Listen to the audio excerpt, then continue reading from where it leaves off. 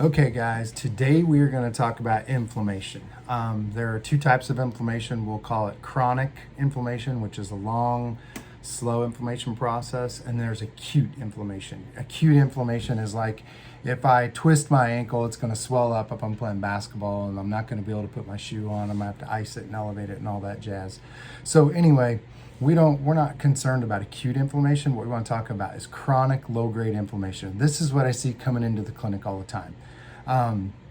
And it's usually because of an unhealthy lifestyle, people smoking, not eating right, not exercising, they're stressed, they drink too much alcohol, whatever it may be.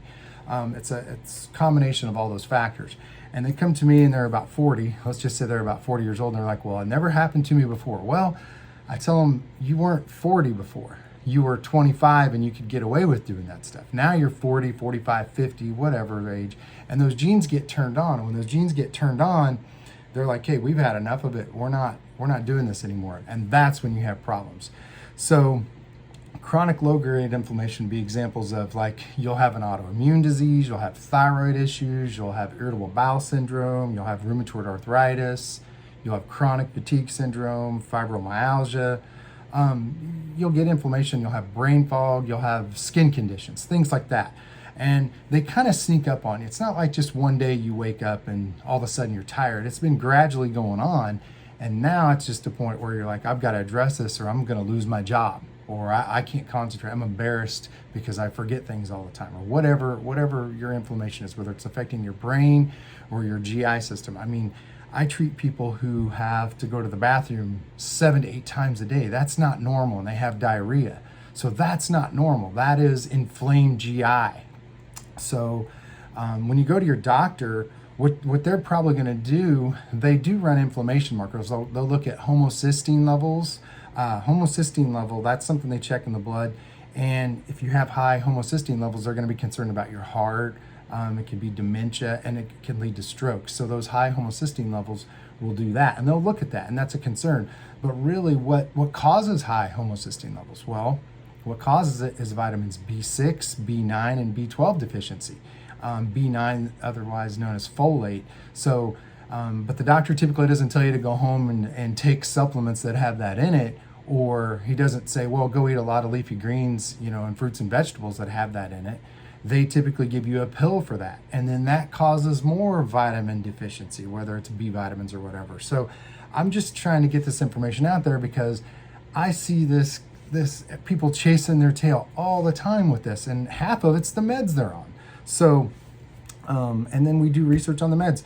The next thing your doctor might look at, he might look at something called CRP. It's a C-reactive protein. Now, when you have high levels of C-reactive protein, you're probably going to have autoimmune diseases, and they're going to look for it.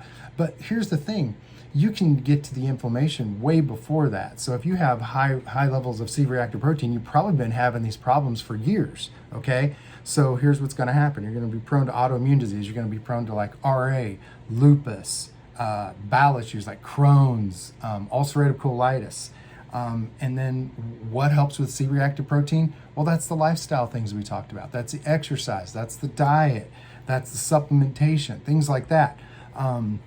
So we have tests that are available. So when you first start feeling bad, we can do genetic tests, and they're looking at the SNPs, that's the single nucleotide polymorphisms, that are saying, hey, you got a problem with this gene. And that goes back to, it wasn't a problem when you were 25, but now it's a problem when you're 40. It's like I tell people, you don't have a problem with a car when it's brand new. You never have a problem with a brand new car, usually, okay?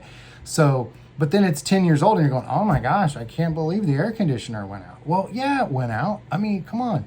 And so things start going out on you. So when you have these genes and they can't make these proteins or enzymes to take care of their business anymore, to do that, to convert things and make things happen, guess what? Now you're prone to that disease. Now you're prone to that inflammation.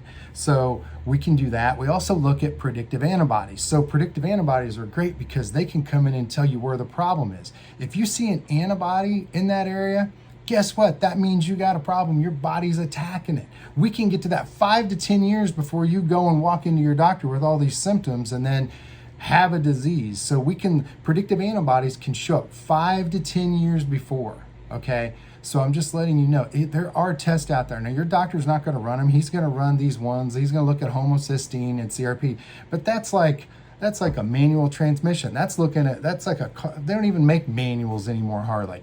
But what I'm saying is that's old stuff. This is the new stuff, the predictive antibodies, the gene testing. You can get ahead of this. So if you start feeling bad, I would say, get into a functional doctor who's going to look at it, because they're going to make the lifestyle changes. They're going to get your diet right, get you exercise, and they're going to get you, off alcohol consumption possibly, and smoking. And just doing the right things, because I just think people are so misinformed. I mean, look at what we're going through right now with this whole corona thing. Everything's getting misinformed. You got to go back to the basics, and the basics are inflammation causes problems, whether it's in your head, your brain, whether it's in your GI tract, whether it's in your joints, or it's just systemic everywhere, and you're having fatigue and you're just not feeling right. So my advice would be, if you're interested in getting tested, we can do that. You can get a hold of us, and that's what we're about. We're about finding the problem, not dancing around it. You got to go find it, and you've got to attack it.